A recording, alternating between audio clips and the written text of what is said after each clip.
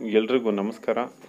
ಇಂದಿನ ವಿಡಿಯೋದಲ್ಲಿ ನಾನು ನಂದಿ ಬೆಟ್ಟ, ನಂದಿ ಹಿಲ್ಸ್ ಹಾಗೆ ಭೋಗನಂದೀಶ್ವರ ಗ್ರಾಮ, ನಂದಿ ಗ್ರಾಮ ಅಂತ ಏನೆಲ್ಲ ಕರಿತೀವಿ, ಚಿಕ್ಕಬಳ್ಳಾಪುರದ ಹತ್ರ ಇರೋ ಈ ಪ್ರದೇಶದ ಬಗ್ಗೆ ನನ್ನ ಅವಲೋಕನದ ಪ್ರಕಾರ ನಾನು ತಿಳಿದುಕೊಂಡಂತಹ ವಿಷಯಗಳನ್ನು ಅವಲಂಬಿಸಿ ಕೆಲವು ವಿಡಿಯೋಗಳನ್ನು ಮಾಡಿ ನಿಮಗೆ ತಿಳಿಸ್ಕೊಟ್ಟಿದ್ದೆ. ಹಾಗೆ ಇಂದಿನ ವಿಡಿಯೋದಲ್ಲಿ ನಾನು ನಿಮಗೆ ತಿಳಿಸ್ಕೊಟ್ಟಿದ್ದೆ, ಭೋಗನಂದೀಶ್ವರ ಸ್ವಾಮಿ ದೇವಾಲಯದ ಪಕ್ಕದಲ್ಲೇ, ನಂದಿ ಬೆಟ್ಟದ ಪಕ್ಕದಲ್ಲೇ ಗೋಪಿನಾಥ ಬೆಟ್ಟ ಅಂತ ಇದೆ. ಅಲ್ಲಿ ಸಾಮಾನ್ಯವಾಗಿ ನರಸಿಂಹಸ್ವಾಮಿ ಬೆಟ್ಟ ಅಂತಲೂ ಕೂಡ ಸ್ಥಳೀಯರು ಕರೀತಾರೆ. ಗೂಗಲ್ನಲ್ಲಿ ನಾನು ಏನು ಮಾರ್ಕ್ ಮಾಡಿ ತೋರಿಸ್ತಾ ಇದ್ದೀನಿ ಅದೇ ಗೋಪಿನಾಥ ಬೆಟ್ಟ. ನಾನು ಕರ್ನಾಟಕಕ್ಕೂ ಬೆಂಗಳೂರಿಗೂ ನಾನು ತೋರಿಸ್ತಿರೋ ಈ ಪ್ರದೇಶಕ್ಕೂ ಸಾಕಷ್ಟು ದೂರದಲ್ಲಿರೋದ್ರಿಂದ ನಾನು ಅಲ್ಲಿಗೆಲ್ಲ ಬಂದು ಕೆಲವು ವಿಷಯಗಳನ್ನು ವಿಡಿಯೋ ಮಾಡಿ ನಿಮಗೆ ತಿಳಿಸೋದಕ್ಕಾಗಲ್ಲ. ಕೆಲವು ವಿಷಯಗಳನ್ನು ನಾನು ಸಂಚಾರ ಮಾಡಿದಂತಹ ಕೆಲವು ಸ್ಥಳಗಳನ್ನು ನನ್ನ ಅನುಭವಕ್ಕೆ ಏನು ಬರುತ್ತೋ ಅದನ್ನು ಮಾತ್ರ ನಾನು ನಿಮಗೆ ತಿಳಿಸ್ಕೊಡ್ತೀನಿ. ಅನುಭವಕ್ಕೆ ಬರದೇ ಇರೋದನ್ನೆಲ್ಲ ನಾನು ನಿಮಗೆ ತಿಳಿಸ್ಕೊಡಲ್ಲ. ಡಿಸ್ಕ್ರಿಪ್ಷನ್ನಲ್ಲಿ ಈ ಬೆಟ್ಟದ ಲೊಕೇಶನ್ ಕೂಡ ಕೊಟ್ಟಿರ್ತೀನಿ, ಕೆಳಗಡೆ ಲಿಂಕ್ ಕೂಡ ಕೊಟ್ಟಿರ್ತೀನಿ. ಯಾರೆಲ್ಲ ಈ ಬೆಟ್ಟಕ್ಕೆ ಒಂದು ಸಾರಿ ಹೋಗಿ ಬರಬೇಕು ಅಂತ ಅಂದ್ಕೊಂಡ್ರೆ ಖಂಡಿತವಾಗ್ಲೂ ಹೋಗಿ ಬನ್ನಿ. ಮೊದಲಿಗೆ ಈ ಬೆಟ್ಟದ ವಿಶೇಷತೆ ಏನು, ಇಂದಿನ ಕಾಲದಲ್ಲಿ ಈ ಬೆಟ್ಟದಲ್ಲಿ ಏನೆಲ್ಲ ನಡೆದಿರ್ಬೋದು ಅನ್ನೋದು ನನ್ನ ಒಂದು ಅವಲೋಕನದ ಪ್ರಕಾರ ನಾನು ನಿಮಗೆ ಕೆಲವು ವಿಷಯಗಳನ್ನು ತಿಳಿಸ್ಕೊಡ್ತೀನಿ. ಇಂದಿನ ಕಾಲದಲ್ಲಿ ಈ ಗೋಪಿನಾಥ ಬೆಟ್ಟ ಅನ್ನೋದು ಒಂದು ಅದ್ಭುತವಾದ ಋಷಿ ತಪಸ್ವಿಗಳು ಪೂಜೆಗಳನ್ನು ಮಾಡ್ತಿದ್ದಂತಹ ಸ್ಥಳ. ಋಷಿ ತಪಸ್ವಿಗಳು ಯಾಕೆ ಈ ಬೆಟ್ಟದಲ್ಲೇ ತಪಸ್ವಿಗಳು, ಜ್ಞಾನಿಗಳು ಎಲ್ಲ ಪೂಜೆಗಳನ್ನು ಮಾಡ್ತಿದ್ರು ಅಂದರೆ, ಬೇರೆ ಕಡೆ ಎಲ್ಲ ಬೆಟ್ಟಗಳೆಲ್ಲ ಇತ್ತಲ್ಲ, ಅಕ್ಕಪಕ್ಕದಲ್ಲೆಲ್ಲ ಸಾಕಷ್ಟು ಬೆಟ್ಟಗಳಿದ್ದಾವೆ. ಈ ಬೆಟ್ಟದಲ್ಲೇ ಹಾಕಿದ್ರು ಅಂದರೆ ಇದಕ್ಕೆ ಒಂದು ಮಹತ್ವವಾದ ಕಾರಣ ಇದೆ. ನೀವು ಸಾಕಷ್ಟು ಸಿನಿಮಾಗಳಲ್ಲಿ ಅಥವಾ ಕತೆ ಕಾದಂಬರಿಗಳಲ್ಲಿ, ಪುರಾತನವಾದ ಕಥೆಗಳಲ್ಲಿ ನೀವು ನೋಡಿರುವ ಹಾಗೆ ದೇವತೆಗಳ ಸಿನಿಮಾಗಳಲ್ಲಿ ಅಥವಾ ದೇವತೆಗಳ ಕಥೆಗಳಲ್ಲಿ ಒಬ್ಬ ಮಹರ್ಷಿಗಳಿರ್ತಾರೆ. ಆ ಮಹರ್ಷಿಗಳು ಯಾರಂದರೆ ನಾರದ ಮಹರ್ಷಿಗಳು. ಪರಮಾತ್ಮರಿಗೆ, ನರಸಿಂಹಸ್ವಾಮಿ ದೇವರಿಗೆ ಅತ್ಯಂತ ಪ್ರಿಯವಾದ ಮಹರ್ಷಿಗಳಲ್ಲಿ ಒಬ್ಬರಾದ ಪೂಜ್ಯನೀಯ ನಾರದ ಮುನಿ ಮಹರ್ಷಿಗಳು ಸಾಕ್ಷಾತ್ ವಿಷ್ಣುವಿಗೆ ಅತ್ಯಂತ ಪ್ರಿಯವಾದ ಭಕ್ತನೇ ಅಂತ ಹೇಳ್ಬೋದು. ಇದು ಇಂದಿನ ಕಾಲದಲ್ಲಿ ಹೇಗೆಲ್ಲ ಪ್ರಸಿದ್ಧಿ ಹೊಂದಿತ್ತು, ಏನೆಲ್ಲ ಶಕ್ತಿಯಲ್ಲಿದೆ, ಆ ಬೆಟ್ಟದ ವಿಶೇಷತೆ ಏನು, ಆ ಬೆಟ್ಟದಲ್ಲಿರುವ ಅದ್ಭುತ ಚಮತ್ಕಾರಗಳು ಏನು, ಆ ಬೆಟ್ಟಕ್ಕೂ ಸಾಮಾನ್ಯ ಜನರಿಗೂ ಆಗುವಂತಹ ಅನುಕೂಲಗಳೇನು, ಆ ಬೆಟ್ಟದ ಬಳಿ ಹೋಗಿ ಸ್ವಾಮಿಯ ಪರಮಾತ್ಮನ ದರ್ಶನ ಮಾಡಿಕೊಂಡು ಬರೋರಿಗೆ ಯಾವ ಥರ ಜನಗಳಿಗೆ ವಿಶೇಷವಾದ ಅನುಗ್ರಹ ಸಿಗುತ್ತೆ ಅನ್ನೋದು ನಾನು ಇವತ್ತು ಈ ವಿಡಿಯೋದಲ್ಲಿ ನಾನು ನಿಮಗೆ ತಿಳಿಸ್ಕೊಡ್ತೀನಿ. ಅಲ್ಲಿ ನಂದಿ ಗ್ರಾಮದ ಪಕ್ಕದಲ್ಲೇ ಇರುವ ಗೋಪಿನಾಥ ಬೆಟ್ಟ ಅಂತ ಏನೆಲ್ಲ ಕರೀತಾರೆ ಅವರು, ಅಲ್ಲಿರುವ ಜನ ಸಾಮಾನ್ಯವಾಗಿ ನರಸಿಂಹಸ್ವಾಮಿ ಬೆಟ್ಟ ಅಂತಲೂ ಕೂಡ ಕರೀತಾರೆ, ಉಗ್ರ ನರಸಿಂಹಸ್ವಾಮಿ ಬೆಟ್ಟ ಅಂತಲೂ ಕೂಡ ಕರೀತಾರೆ. ನಾರದ ಮಹರ್ಷಿಗಳು, ನಾರದ ಮುನಿಗಳು ಹಾಸ್ಯಾಸ್ಪದವಾಗಿ ಚಿತ್ರೀಕರಣ ಮಾಡಿರ್ಬೋದು. ಆದರೆ ಸದ್ಗುರುಗಳಲ್ಲಿ, ತಪಸ್ವಿಗಳಲ್ಲಿ, ಜ್ಞಾನಿಗಳಲ್ಲಿ ಮೊದಲನೇ ಸ್ಥಾನ ನಾರದ ಮಹರ್ಷಿಗಳು. ಲೋಕದ ಒಳಿತಿಗಾಗಿ ಮಹರ್ಷಿಗಳಿಗೆ ಮಹರ್ಷಿಯಾಗಿ, ಜ್ಞಾನಿಗಳಿಗೆ ಜ್ಞಾನಿಯಾಗಿ ತಪ್ಪುಗಳನ್ನು ತಿದ್ದುವಂತಹ ಏಕೈಕ ತಪಸ್ವಿ, ಜ್ಞಾನಿ, ಸದ್ಗುರು ಅಂತಲೇ ಹೇಳ್ಬೋದು. ದೇವತೆಗಳಿಗೆ ಸನ್ಮಾರ್ಗವನ್ನು ತೋರಿಸುವಂತಹ ಜ್ಞಾನಿ ನಾರದ ಮಹರ್ಷಿಗಳು, ನಾರದ ಮುನಿಗಳು. ಬ್ರಹ್ಮನ, ವಿಷ್ಣುವಿನ, ಶಿವನ ಅತ್ಯಂತ ಪ್ರಿಯವಾದ ಮಹಾಮುನಿಗಳು ಅಂತಲೇ ಹೇಳ್ಬೋದು, ಭಕ್ತರೇ ಅಂತ ಹೇಳ್ಬೋದು. ನಾರದ ಮಹರ್ಷಿಗಳು ಯಾವ ಲೋಕಕ್ಕೂ ಬೇಕಾದರೂ ಹೋಗುವಂತಹ, ಪ್ರಯಾಣ ಬೆಳೆಸುವಂತಹ ವಿಶೇಷವಾದ ಶಕ್ತಿಯನ್ನು ಅವರು ಪಡೆದುಕೊಂಡಿದ್ದರು. ಎಲ್ಲ ಲೋಕಗಳಿಗೂ ಪ್ರಯಾಣವನ್ನು ಬೆಳೆಸುವಂತಹ, ಎಲ್ಲ ಲೋಕಗಳನ್ನು ಸಂಚಾರ ಮಾಡುವಂತಹ ಅನುಮತಿಯನ್ನು ಅವರು ಪಡೆದುಕೊಂಡಿದ್ದರು. ಅವರಿಗೆ ಯಾವುದೇ ರೀತಿಯ ಅಡೆತಡೆಗಳು ಕೂಡ ಇರಲಿಲ್ಲ. ಅವರಿಗೆ ವಿಶೇಷವಾದ ಸಾನ್ನಿಧ್ಯವಿತ್ತು, ಗುರುಸ್ಥಾನವಿತ್ತು. ಸದ್ಗುರುಗಳಾಗಿ ದೇವತೆಗಳಿಗಾಗಿರ್ಬೋದು, ರಾಕ್ಷಸ ಗಣಗಳಿಗಾಗಿರ್ಬೋದು, ಮತ್ಯಾವುದೋ ದೈವ ಮಾನವರಿಗಾಗಿರ್ಬೋದು, ಎಲ್ಲರಿಗೂ ದೇವ ಮಾನವರಿಗಾಗಿರ್ಬೋದು, ಎಲ್ಲರಿಗೂ ನಾರದ ಮಹರ್ಷಿಗಳು ಸದ್ಗುರುಗಳಂತೆ ಅವರ ಜೊತೆಯಲ್ಲಿದ್ದುಕೊಂಡು ಲೋಕ ಕಲ್ಯಾಣಕ್ಕಾಗಿ ಅನೇಕ ಒಳಿತುಗಳನ್ನು ನಡೆಸ್ತಾ ಇದ್ರು. ಆದರೆ ನಂದಿ ಬೆಟ್ಟದ ಪಕ್ಕದಲ್ಲಿರುವ ಗೋಪಿನಾಥ ಬೆಟ್ಟ, ನರಸಿಂಹಸ್ವಾಮಿ ಬೆಟ್ಟ ಅಂತಲೇ ಕರೀತಾರೆ ಅಲ್ಲಿನ ಸ್ಥಳೀಯರು. ನಾರದ ಮಹರ್ಷಿಗಳಿಗೆ ಗೋಪಿನಾಥ ಬೆಟ್ಟಕ್ಕೂ ಏನು ಸಂಬಂಧ ಅಂದರೆ, ನೀವೆಲ್ಲ ಇಂದಿನ ಪುರಾತನ ಕಾಲಗಳಲ್ಲಿ ಕತೆ ಕಾದಂಬರಿಗಳಲ್ಲಿ ಸಿನಿಮಾಗಳಲ್ಲಿ ನೋಡಿದ ಹಾಗೆ ನಾರದ ಮಹರ್ಷಿಗಳು ಎಲ್ಲ ಲೋಕಗಳಿಗೂ ಸಂಚಾರ ಮಾಡ್ತಾ ಇರ್ತಾರೆ. ಹಾಗೆ ಭೂಲೋಕಕ್ಕೆ ಬಂದಾಗ ಅವರು ನಂದಿ ಗ್ರಾಮ ಮತ್ತು ನಂದಿ ಬೆಟ್ಟ ಸುತ್ತಮುತ್ತ, ಗೋಪಿನಾಥ ಬೆಟ್ಟ ಆಗಿರ್ಬೋದು, ಸುತ್ತಮುತ್ತಿನ ನಂದಿ ಗ್ರಾಮ, ವಾಸ್ತವಿಕವಾಗಿ ಏನೆಲ್ಲ ಅಲ್ಲಿ ಪರಿಸರ ಇದೆ ಅವೆಲ್ಲವೂ ಅದಕ್ಕೆ ಸಂಬಂಧಪಟ್ಟಿರುತ್ತೆ. 1-2 ಅಡಿಗೆ ಅಥವಾ ಒಂದು ಬೆಟ್ಟಕ್ಕೆ ಮಾತ್ರ ಸೀಮಿತ ಆಗಿರೋಲ್ಲ, ಆ ಸುತ್ತಮುತ್ತಲಿನ ಕ್ಷೇತ್ರಕ್ಕೆಲ್ಲ ಸಂಬಂಧಪಟ್ಟಿರುತ್ತೆ. ಆ ಕ್ಷೇತ್ರಕ್ಕೆ ನಾರದ ಮಹರ್ಷಿಗಳು ಇಂದಿನ ಕಾಲದಲ್ಲಿ ಪರಮಾತ್ಮನ ಜೊತೆ ವಿಚಾರಗಳನ್ನು ನಡೆಸುತ್ತಿದ್ದಂತಹ, ಪರಮಾತ್ಮನ ಜೊತೆ ಲೋಕ ಸಂಚಾರವನ್ನು ಮಾಡುತ್ತಿದ್ದಂತಹ ಸ್ಥಳ, ಪರಮಾತ್ಮನ ಜೊತೆ ಲೋಕದ ಒಳಿತಿಗಾಗಿ ನಿರ್ಣಯಗಳನ್ನು ತೆಗೆದುಕೊಳ್ಳುತ್ತಿದ್ದಂತಹ ಸ್ಥಳ ನಂದಿಗ್ರಾಮ, ಗೋಪಿನಾಥ ಬೆಟ್ಟ, ಸುತ್ತಮುತ್ತಲಿನ ಬೆಟ್ಟಗಳು, ಸ್ಥಳಗಳು ಅಂತಲೇ ಹೇಳ್ಬೋದು. ನಾರಾಯಣನ ಪ್ರಿಯವಾದ ಭಕ್ತ ನಾರದ ಮಹರ್ಷಿಗಳು ಗುರುವಾಗಿ, ಸದ್ಗುರುಗಳಾಗಿ, ಮಹರ್ಷಿಗಳಾಗಿ, ವಿದ್ಯಾವಂತರಾಗಿ ಲೋಕ ಕಲ್ಯಾಣಕ್ಕಾಗಿ ಸಂಚಾರ ಮಾಡ್ತಾ ಇರಬೇಕಾದ್ರೆ ಭೂಲೋಕಕ್ಕೆ ಬಂದಾಗ ಲೋಕದ ಒಳಿತಿಗಾಗಿ ನಿರ್ಣಯಗಳನ್ನು ಧ್ಯಾನದ ಮುಖಾಂತರ ತಿಳಿದುಕೊಳ್ತಿದ್ದಂತಹ ಸ್ಥಳ ನಂದಿಗ್ರಾಮನೂ ಅಂತಲೇ ಹೇಳ್ಬೋದು. ಇದೆಲ್ಲವೂ ನನ್ನ ಕಾಲ್ಪನಿಕ ಕಥೆ ಅಂತಲೇ ಅಂದ್ಕೊಂಬಿಡಿ. ಒಂದು ನನ್ನ ತಿಳುವಳಿಕೆಗೆ, ನನ್ನ ಅವಲೋಕನ ವಿಷಯದಲ್ಲಿ ಒಂದು ಅತಿ ಮುಖ್ಯವಾದ ವಿಷಯ ತಿಳಿದು ಬಂದಿದ್ದು, ನಾರದ ಮಹರ್ಷಿಗಳು ಈ ಬೆಟ್ಟ, ನಂದಿಗ್ರಾಮ ಸುತ್ತಮುತ್ತಲಿನ ಬೆಟ್ಟಗಳಲ್ಲಿ ನಾರಾಯಣ, ಮಹಾವಿಷ್ಣು, ಪರಮಾತ್ಮರು ಪ್ರತಿ ಅವತಾರಗಳಲ್ಲೂ ಈ ಸ್ಥಳಕ್ಕೆ, ಸುತ್ತಮುತ್ತಲಿನ ಸ್ಥಳಕ್ಕೆ ಬಂದಾಗ ನಾರದ ಮಹರ್ಷಿಗಳು ಕೂಡ ಅವರ ಜೊತೆಯಲ್ಲೇ ಬರ್ತಾಯಿದ್ರು, ಅವರ ಜೊತೆಯಲ್ಲೇ ಇರ್ತಾಯಿದ್ರು. ಪರಮಾತ್ಮನಾದ ಮಹಾವಿಷ್ಣುವಿನ ಜೊತೆ ಸದಾಕಾಲ ಈ ಸ್ಥಳೀಯ ಪ್ರದೇಶದಲ್ಲಿ ಓಡಾಡ್ತಾಯಿದ್ರು, ಸಂಚಾರ ಮಾಡ್ತಾಯಿದ್ರು. ಹಾಗಾಗಿ ನಂದಿಗ್ರಾಮ ಮುಂದೊಂದು ದಿನಗಳಲ್ಲಿ ದೈವ ಸ್ಥಳವಾಗಿ ವಿಜೃಂಭಿಸುತ್ತೆ. ಸದ್ಯಕ್ಕೆ ಈ ಕಾಲಕ್ಕೆ, ಈ ಗಳಿಗೆಗೆ ಅದು ಸಾಮಾನ್ಯ ಜನರಿಗೆ ಕಾಣಿಸ್ಬೋದು.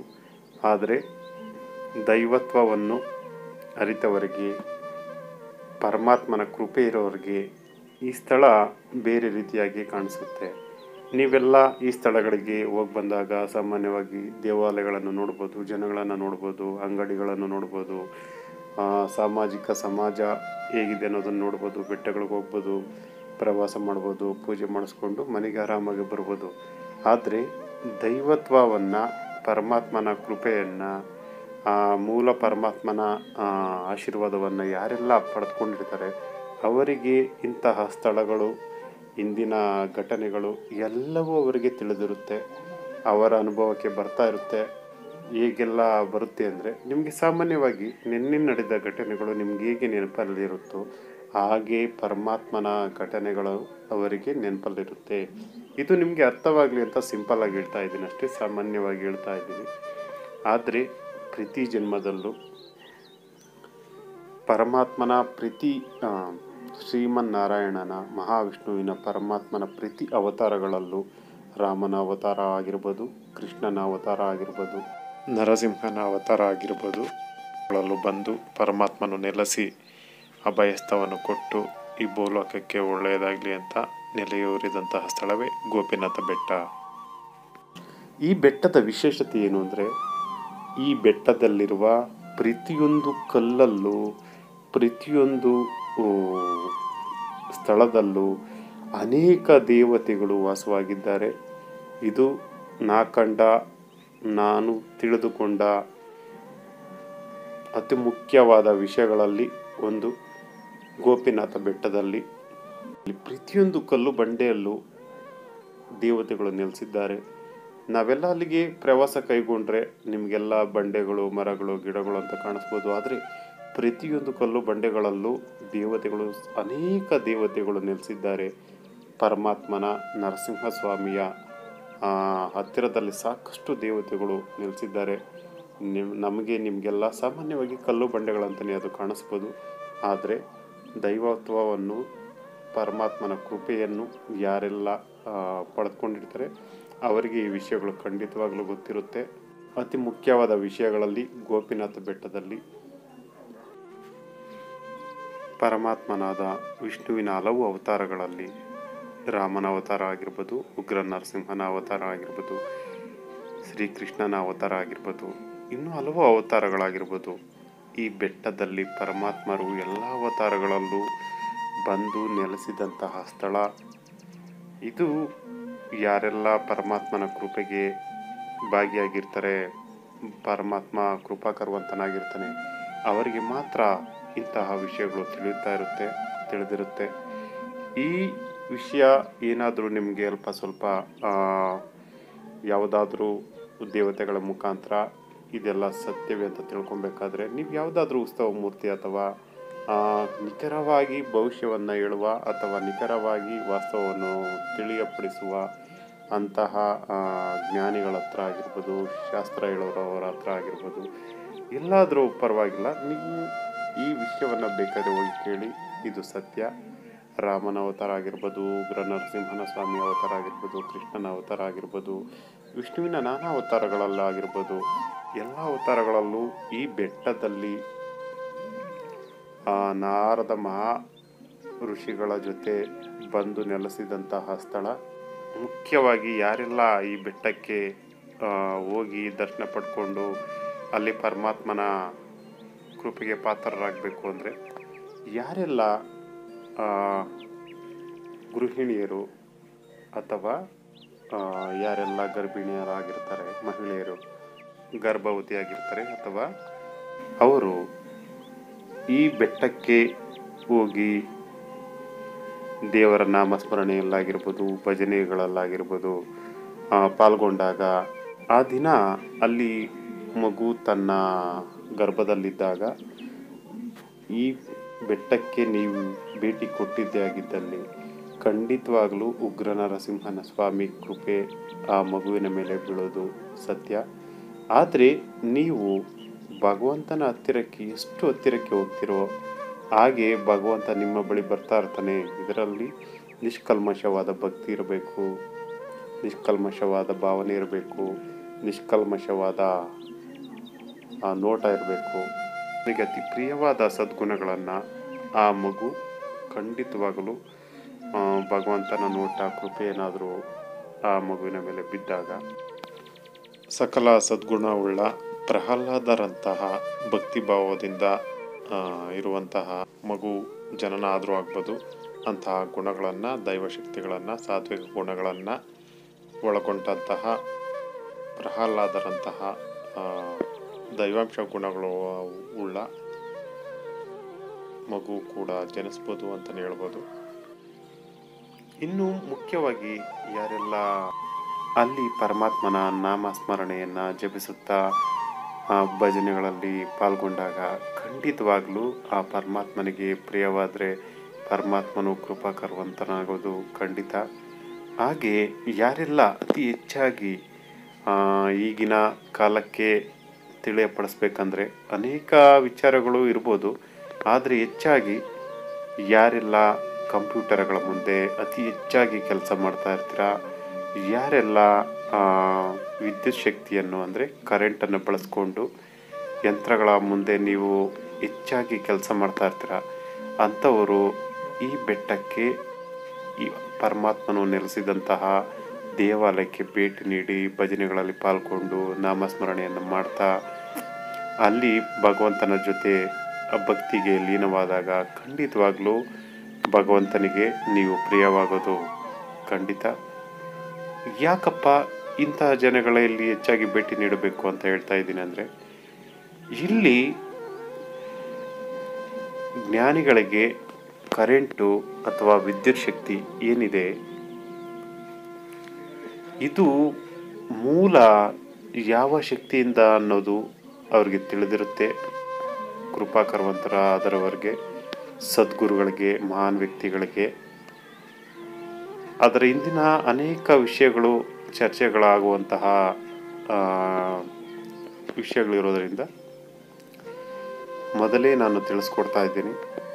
ಚರ್ಚೆ ಮಾಡೋದು ಪ್ರಶ್ನಾತೀತವಾಗಿ ಚರ್ಚೆ ಮಾಡೋದಿಲ್ಲ, ಬೇಡ.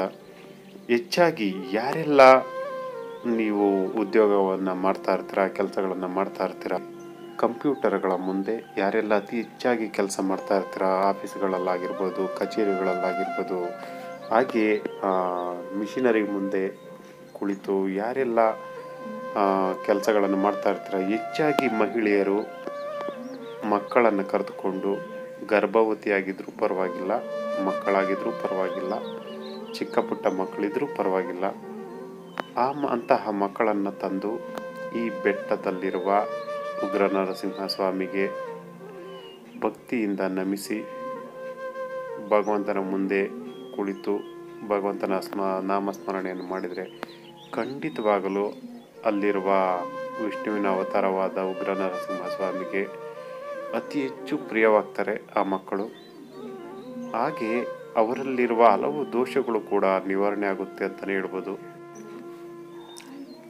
ಹಾಗೆ ಈ ಕ್ಷೇತ್ರದಲ್ಲಿ ನಂದಿಗ್ರಾಮ ಕ್ಷೇತ್ರ ಹಾಗೂ ಸುತ್ತಮುತ್ತಲಿನ ಅನೇಕ ಸ್ಥಳಗಳಿಗೆ ಕ್ಷೇತ್ರ ಪಾಲಕನಾಗಿ ಆಂಜನೇಯ ಸ್ವಾಮಿ ನೆಲೆಯಾಗಿ ನಿಂತಿರೋದು ಸತ್ಯ. ನಾನು ಇಂದಿನ ವಿಡಿಯೋದಲ್ಲಿ ಆಂಜನೇಯ ಸ್ವಾಮಿ ಎಲ್ಲೆಲ್ಲ ನೆಲೆಯಾಗಿ ನಿಂತಿದ್ದಾರೆ, ಹೇಗೆಲ್ಲ ಅವರು ಸಂಚಾರ ಮಾಡ್ತಾ ಇದ್ದಾರೆ, ಯಾವ ಜಾಗದಲ್ಲಿ ಅತಿ ಹೆಚ್ಚಾಗಿ ಸಂಚಾರ ಮಾಡಿ ನಾಮಸ್ಮರಣೆಯನ್ನು ಮಾಡ್ತಾ ಇರ್ತಾರೆ, ಪರಮಾತ್ಮನ ನಾಮಸ್ಮರಣೆಯನ್ನು ಮಾಡ್ತಾ ಇರ್ತಾರೆ ಅಂತ ನಾನು ತಿಳಿಸ್ಕೊಟ್ಟಿದ್ದೀನಿ. ನಿಮ್ಗೆ ಯಾರಾದರೂ ದೈವ ವಿಷಯಗಳಲ್ಲಿ ಅತಿ ಹೆಚ್ಚಾಗಿ ತಿಳ್ಕೊಳ್ಬೇಕು ಅಂತಿದ್ರೆ ಆ ವಿಡಿಯೋವನ್ನು ನೋಡಿ. ಹಾಗೆ ಅತಿ ಹೆಚ್ಚಾಗಿ ದೈವ ವಿಷಯಗಳನ್ನು ತಿಳ್ಕೊಳ್ಳುವಂತಹ ಕುತೂಹಲ ನಿಮ್ಮಲ್ಲಿದ್ದರೆ ನಾನು ಕೆಲವು ನಿರ್ದಿಷ್ಟವಾದ ಸ್ಥಳಗಳನ್ನು ಗುರ್ತು ಮಾಡಿ ಮಾರ್ಕ್ ಮಾಡಿ ನಿಮಗೆ ವಿಡಿಯೋದಲ್ಲಿ ತೋರಿಸಿರ್ತೀನಿ. ಅಲ್ಲಿರುವ ಮಣ್ಣನ್ನು ಅಥವಾ ಸ್ಥಳದ ಫೋಟೋವನ್ನು ತೆಗೆದುಕೊಂಡು ಹೋಗಿ ಯಾರಾದರೂ ಪವಾಡ ಪುರುಷರು ಅಥವಾ ಪರಮಾತ್ಮನ ವಿಷಯಗಳಲ್ಲಿ ಅತಿ ಹೆಚ್ಚಾಗೂ ಪರಮಾತ್ಮ ವಿಷಯಗಳನ್ನು ಅತಿ ಹೆಚ್ಚಾಗಿ ತಿಳಿದುಕೊಂಡಿರುವಂತಹ ಜ್ಞಾನಿಗಳಾಗಿರ್ಬೋದು, ವಿದ್ಯೆಗಳನ್ನು ಕಲಿತವರಾಗಿರ್ಬೋದು, ಅಂಥವರ ಬಳಿ ಹೋಗಿ ನೀವು ಹೇಳಿದಾಗ ಸ್ಥಳದ ಜಾಗದ ಬಗ್ಗೆ ಈ ಥರ ಎಲ್ಲ ಇದೆಯಾ ಅಂತ ಅವ್ರು ಖಂಡಿತವಾಗ್ಲೂ ಅದರ ಬಗ್ಗೆ ಹೇಳ್ತಾರೆ. ಕೆಲವರು ಹೇಳ್ಬೋದು, ಕೆಲವರಿಗೆ ಅನುಭವಕ್ಕೆ ಬರ್ಬೋದು, ಕೆಲವರಿಗೆ ಅನುಭವಕ್ಕೆ ಬಾರದೇ ಇರ್ಬೋದು. ಹಾಗಂತ ಅವರನ್ನು ಅಲ್ಲಿಗಳಿಬಾರ್ದು. ಒಬ್ಬೊಬ್ಬರಲ್ಲಿ ಒಂದೊಂದು ರೀತಿಯ ವಿದ್ಯೆಗಳಿರುತ್ತೆ, ಜ್ಞಾನ ಇರುತ್ತೆ, ತಿಳುವಳಿಕೆ ಇರುತ್ತೆ. ಎಲ್ಲ ವಿಷಯಗಳು ಎಲ್ರಿಗೂ ತಿಳಿಲೇಬೇಕು ಅಂತೇನಿಲ್ಲ. ಇದೆಲ್ಲ ನನ್ನ ತಿಳುವಳಿಕೆಗೆ ಬಂದಂತಹ ವಿಷಯ. ನನಗೇನು ತಿಳಿಯುತ್ತೋ ಅದನ್ನು ಮಾತ್ರ ನಾನು ನಿಮಗೆ ಹೇಳ್ತೀನಿ. ಇದೊಂದು ಕಾಲ್ಪನಿಕ ಕಥೆನೇ ಅಂದ್ಬಿಟ್ಟು ನೀವು ನಂಬಿಡಿ. ಯಾರಿಗೆ ಹೆಚ್ಚಾಗಿ ನಾನು ಹೇಳುವಂತಹ ವಿಷಯಗಳನ್ನು ಪರಿಶೀಲನೆ ಮಾಡಲೇಬೇಕು, ದೈವ ವಿಷಯಗಳನ್ನು ಇದು ಸತ್ಯವೋ ನಿಜವೋ ಅಂತ ಅರಿಲೇಬೇಕು ಅಂಥವರು ಈಗ ನಾನು ಹೇಳುವಂತಹ ಕೆಲವು ವಿಷಯಗಳನ್ನು ನೀವು ಬರೆದುಕೊಂಡು ಯಾರಾದರೂ ದೈವಗಳ ಜ್ಞಾನಿಗಳ ಹತ್ರ, ಪರಮಾತ್ಮನ ಕೃಪೆ ಹೊಂದಿರೋರ ಹತ್ರ ನೀವು ಹೋಗಿ ಕೇಳಿದ್ರೆ ಅವ್ರು ಖಂಡಿತವಾಗ್ಲೂ ಹೇಳ್ತಾರೆ. ಎಲ್ಲ ವಿಷಯಗಳನ್ನು ಬರೆದುಕೊಳ್ಳಿ, ಬೇಕಾದರೆ ಅಲ್ಲಿ ಹೋಗಿ ವಿಚಾರಣೆ ಮಾಡಿ. ಖಂಡಿತವಾಗಲೂ 100ಕ್ಕೆ 100% ಅಂತ ನಾನು ಹೇಳೋದಿಲ್ಲ. ನಾವು ಪರಮಾತ್ಮನ ವಿಚಾರದಲ್ಲಿ ಒಂದು ಕಣ ಅಷ್ಟೇ. ಹಾಗಾಗಿ ಈ ವಿಷಯವನ್ನು ಯಾರೆಲ್ಲ ಪರಿಶೀಲನೆ ಮಾಡ್ತಾರೆ ದೈವ ವಿಷಯಗಳನ್ನು ಅವರು ಮಾಡ್ಬೋದು. ನಾನು ಹೇಳಿದ್ದೇ ಸತ್ಯ ಅಂತೇನಿಲ್ಲ. ನಿಮಗೇನಾದರೂ ಅನುಮಾನವಿದ್ದಲ್ಲಿ ಖಂಡಿತವಾಗ್ಲೂ ಪರಿಶೀಲನೆ ಮಾಡಿ. ಗೋಪಿನಾಥ ಬೆಟ್ಟದಲ್ಲಿ ಪ್ರತಿಯೊಂದು ಕಲ್ಲು ಬಂಡೆಗಳಲ್ಲೂ ಕೂಡ ಎಲ್ಲ ದೇವಾನುದೇವತೆಗಳು, ಹಲವಾರು ದೇವಾನುದೇವತೆಗಳು ನೆಲೆಸಿದ್ದಾರೆ. ಮುಖ್ಯವಾಗಿ ಉಗ್ರ ನರಸಿಂಹಸ್ವಾಮಿ ಕೂಡ ಅಲ್ಲಿ ನೆಲೆಸಿದ್ದಾರೆ. ಹಾಗೆ ಕ್ಷೇತ್ರ ಪಾಲಕನಾಗಿ ಆಂಜನೇಯ ಸ್ವಾಮಿ ಕೂಡ ಅಲ್ಲಿ ನೆಲೆಸಿದ್ದಾರೆ. ಹಾಗೆ ಎಲ್ಲ ಜನ್ಮಗಳಲ್ಲೂ ಪರಮಾತ್ಮನಾದ ಮಹಾವಿಷ್ಣು ಅವರು ತಮ್ಮ ಅವತಾರಗಳಲ್ಲಿ, ಹಲವು ಅವತಾರಗಳಲ್ಲಿ ಭೂಲೋಕಕ್ಕೆ ಬಂದಾಗ ಗೋಪಿನಾಥ ಬೆಟ್ಟದಲ್ಲಿ ಅಥವಾ ಸುತ್ತಮುತ್ತ ಕ್ಷೇತ್ರ ಅಂದರೆ ಗೋಪಿನಾಥ ಬೆಟ್ಟ ಸುತ್ತಮುತ್ತನ ಸ್ಥಳಗಳಲ್ಲಿ ಬಂದು ನೆಲೆಸಿದಂತಹ ಸ್ಥಳ ಈ ನಂದಿಗ್ರಾಮ ಆಗಿರ್ಬೋದು, ಅಕ್ಕಪಕ್ಕದ ಬೆಟ್ಟದ ಸಾಲುಗಳಾಗಿರ್ಬೋದು, ಅಕ್ಕಪಕ್ಕದ ಪ್ರದೇಶಗಳಾಗಿರ್ಬೋದು, ಮುಖ್ಯವಾಗಿ ಗೋಪಿನಾಥ ಬೆಟ್ಟ ಅಂತ ಇರ್ಬೋದು. ಅನೇಕ ಅವತಾರಗಳಲ್ಲಿ ಪರಮಾತ್ಮನ ಅನೇಕ ಅವತಾರಗಳಲ್ಲಿ, ಹಲವು ಅವತಾರಗಳಲ್ಲಿ ಭೂಲೋಕಕ್ಕೆ ಬಂದಾಗ ನೆಲೆಸಿದಂತಹ ಸ್ಥಳವೇ ಈ ಗೋಪಿನಾಥ ಬೆಟ್ಟ. ಪರಮಾತ್ಮನ ಜೊತೆಯಲ್ಲೂ ಕೂಡ ಸದಾಕಾಲ ಇದ್ದು ಪರಮಾತ್ಮನ ಸೇವೆಗಾಗಿ ಪರಮಾತ್ಮನ ಜೊತೆಯಲ್ಲಿ ಅನೇಕ ಲೋಕಗಳನ್ನು ಸಂಚಾರ ಮಾಡುವಾಗ ನಾರದ ಮಹರ್ಷಿಗಳು ಕೂಡ ಪರಮಾತ್ಮನ ಜೊತೆಯಲ್ಲಿ ಬಂದು ನೆಲೆಸಿದಂತಹ ಸ್ಥಳ ಗೋಪಿನಾಥ ಬೆಟ್ಟ ಹಾಗೂ ನಂದಿಗ್ರಾಮ ಸುತ್ತಮುತ್ತಲಿನ ಗ್ರಾಮ. ಇದು ಈ ದೇವಾಲಯ, ಈ ಬೆಟ್ಟ ಬೆಂಗಳೂರಿಗೆ ತುಂಬ ಹತ್ತಿರವಾಗಿರೋದ್ರಿಂದ ನಿಮ್ಮ ಅದೃಷ್ಟ ಅಂತಲೇ ಹೇಳ್ಬೋದು. ಸಾಫ್ಟ್ವೇರ್ ಕಂಪನಿಗಳಲ್ಲಿ ಸದಾಕಾಲ ಕಂಪ್ಯೂಟರ್ಗಳ ಮುಂದೆ ಯಾರೆಲ್ಲ ಕುಳಿತು ಕೆಲಸ ಮಾಡ್ತಾ ಇರ್ತಾರೋ, ಗಂಡ ಆಗಿರ್ಬೋದು, ಹೆಣ್ಣಾಗಿರ್ಬೋದು, ಯಾರೇ ಆಗಿರ್ಬೋದು, ಅಂತಹವರು ಈ ಬೆಟ್ಟಕ್ಕೆ ನೀವು ಭೇಟಿ ನೀಡಿದ್ದೇ ಆಗಿದ್ದಲ್ಲಿ, ಭೇಟಿ ಮಾಡಿ ಪರಮಾತ್ಮನ ದರ್ಶನ ಪಡೆದಿದ್ದೇ ಆಗಿದ್ದಲ್ಲಿ ಒಂದೇ ಬಾರಿಗೆ ನಿಮ್ಮ ಕಷ್ಟ ಕೋಟಲೆಗಳೆಲ್ಲ ನಿವಾರಣೆ ಆಗುತ್ತೆ ಅಂತ ನಾನು ಹೇಳೋಕ್ಕಾಗಲ್ಲ. ನಿಮ್ಮ ಕರ್ಮಫಲ ಧನಾತ್ಮಕ ಮತ್ತು ಋಣಾತ್ಮಕ ಕರ್ಮಫಲ ಎಷ್ಟೆಷ್ಟಿದೆಯೋ ಅದರ ಮೇಲೆ ಪರಮಾತ್ಮ ನಿಮ್ಮ ಕೃಪಾಕರವಂತನಾಗ್ತಾನೆ, ನಿಮ್ಮ ಮೇಲೆ ಕೃಪಾಕರವಂತನಾಗ್ತಾನೆ. ಹೆಚ್ಚಾಗಿ ಯಾರೆಲ್ಲ ಕಂಪ್ಯೂಟರ್ಗಳ ಮುಂದೆ ಕೆಲಸಗಳನ್ನು ಮಾಡ್ತಾ ಇರ್ತಾರ, ಸಾಫ್ಟ್ವೇರ್ ಕಂಪನಿಗಳಲ್ಲಿ ಆಗಿರ್ಬೋದು ಅಥವಾ IT ಕಂಪ್ನಿಗಳಲ್ಲಾಗಿರ್ಬೋದು, ಇನ್ನು ಅನೇಕ ಉದ್ಯಮಗಳಲ್ಲಾಗಿರ್ಬೋದು, ಇಂತಹ ವ್ಯಕ್ತಿಗಳು ಗರ್ಭವತಿ ಆಗಿರೋರಾಗಿರ್ಬೋದು, ಮಗುವನ್ನು ಚಿಕ್ಕ ಮಕ್ಕಳಾಗಿರ್ಬೋದು, ಮಕ್ಕಳನ್ನು ಕರೆದುಕೊಂಡು ಈ ಪರಮಾತ್ಮನ ದೇವಾಲಯಕ್ಕೆ ಬಂದು ಪರಮಾತ್ಮನನ್ನು ಬೇಡಿ ತಮ್ಮ ಮಕ್ಕಳಿಗೆ ಒಳ್ಳೆಯ ಆಯುಷ್ಯ, ವಿದ್ಯೆ, ಬುದ್ಧಿಯನ್ನು ಕೊಡಪ್ಪ ಅಂತ ಕೇಳಿಕೊಂಡ್ರೆ ಖಂಡಿತ ಪರಮಾತ್ಮ ಅನುಗ್ರಹ ಮಾಡಿದ್ರು, ಎರಡನೇ ಮಾತಿಲ್ಲ. ಎಲ್ಲವೂ ಅವರವರ ಕರ್ಮಫಲ ಅನುಸಾರವಾಗಿ ಅವರವರಿಗೆ ಮಾರ್ಗದರ್ಶನಗಳು, ಕೃಪೆಗಳು, ದಾರಿ ದೀಪಗಳು ಸಿಗ್ತಾ ಇರುತ್ತೆ. ಅದು ಎಲ್ರಿಗೂ ಗೊತ್ತು. ಆದರೆ ಹೆಚ್ಚಾಗಿ ನಾವು ಒಳ್ಳೆಯದು, ಸಮಾಜಕ್ಕೆ ಬೇಕಾದ, ಭಗವಂತರಿಗೆ ಬೇಕಾದ ವಿಚಾರಗಳನ್ನು ತಿಳಿದುಕೊಳ್ಳಿದ್ರೆ ನಮಗೂ ಮುಂದಿನ ಕಾಲಗಳಲ್ಲಿ ಭಗವಂತನ ದಾರಿ ಕಡೆಗೆ ಸೆಳೆತ ಉಂಟಾಗುತ್ತೆ ಅಂತಲೇ ಹೇಳ್ಬೋದು. ಕಂಪ್ಯೂಟರ್ಗಳ ಮುಂದೆ ಕೆಲಸ ಮಾಡುವಂತಹ ಮಹಿಳೆಯರಾಗಿರ್ಬೋದು, ಪುರುಷರಾಗಿರ್ಬೋದು, ಇವರೆಲ್ಲ ಕನಿಷ್ಠ ನೀವು 5-6 ದಿನಗಳ ಕಾಲ ಭಜನೆಗಳಲ್ಲಿ ಪಾಲ್ಗೊಂಡಾಗ ಈ ಬೆಟ್ಟಕ್ಕೆ ಬಂದರೆ ಭಜನೆಗಳಲ್ಲಿ ಪಾಲ್ಗೊಂಡು ಅಲ್ಲಿ